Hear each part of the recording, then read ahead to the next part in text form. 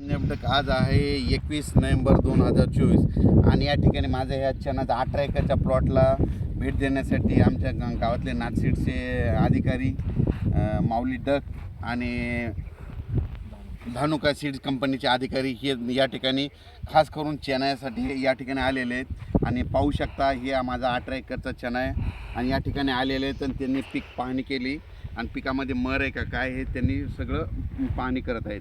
तर या ठिकाणी मी खास करून परत एकदा शेतकऱ्याला अंदाज देत आहे.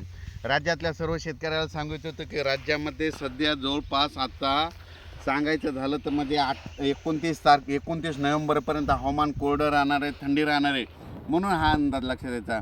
पण तुम्ही बघा मी प्रत्येक 1 जानेवारीपासून म्हणतो की शेतकऱ्यांनी एक वहीमध्ये लिहून ठेवा. दरवर्षी महाराष्ट्रामध्ये 2 डिसेंबर ते 7 डिसेंबर 2, 3, 4, 5, 6, 7 डिसेंबरला महाराष्ट्रात दरवर्षी विजेच्या कडकडाटासह अवकाळी पाऊस पडतो असं मी प्रत्येक भाषणामध्ये सांगितलेलं आहे. म्हणून मी प्रत्येक वेळेस म्हणतो तुम्ही वहीमध्ये लिहून ठेवायचा. वर्षानुवर्ष 2 डिसेंबर ते 7 डिसेंबरमध्ये महाराष्ट्रामध्ये अवकाळी पाऊस येणार आहे म्हणून हे असं सांगत असतो. आणि तुम्हाला एक सांगू इच्छितो की राज्यामध्ये आता एक काय झालं की बंगालच्या खाडीमध्ये त्या म्हणजे तामिळनाडूच्या तिकडं समुद्रामध्ये एक चक्रीवादळ 29 तारखेच्या दरम्यान तयार होणार आहे आणि त्याचं चक्रीवादळात रूपांतर झाल्याच्यानंतर 30 तारखेला मात्र तामिळनाडू 29-30 तारखेला मात्र तामिळनाडूमध्ये मुसळधार पाऊस पडणार आहे.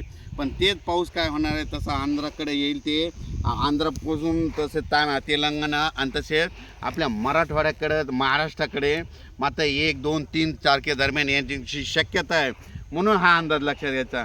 म्हणजे सांगायचं झालं तर 1 डिसेंबर 2 डिसेंबर 3 डिसेंबर दरम्यान आपल्या राज्यामध्ये पावसाची शक्यता आहे म्हणून हे आता निसा पूर्वकल्पना म्हणून तुम्ही सगळ्याला सांगू इच्छितो.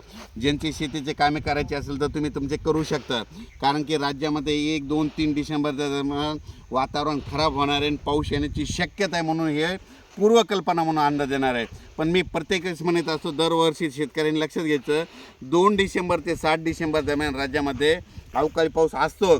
पण तुम्ही बघू शकता आता म्हणजे ती परिस्थिती आता वातावरण तयार झालेलं आहे म्हणून हे देखील तुम्हाला सांगू इच्छितो.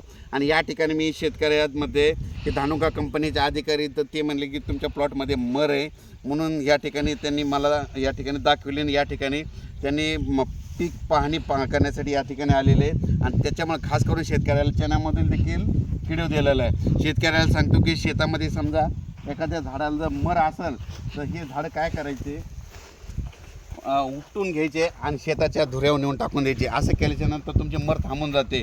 त्याच्यानंतर ह्या हरभऱ्याच्या मर थांबण्यासाठी चांगल्या कंपनीचं बुरशीनाशक मारणं खूप गरजेचं आहे म्हणून हे सगळ्यांनी लक्षात द्यायचं.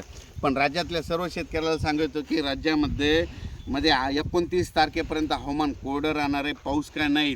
पण मात्र डिसेंबरमध्ये 1 डिसेंबर ते 3 डिसेंबर राज्यात वातावरण खराब होणार आहे म्हणून हा अंदाज लक्षात द्यायचा. परत आणखीन वातावरणात बदल झाला आणखीन 2 दिवसांनी मेसेज दिला जाईल. धन्यवाद.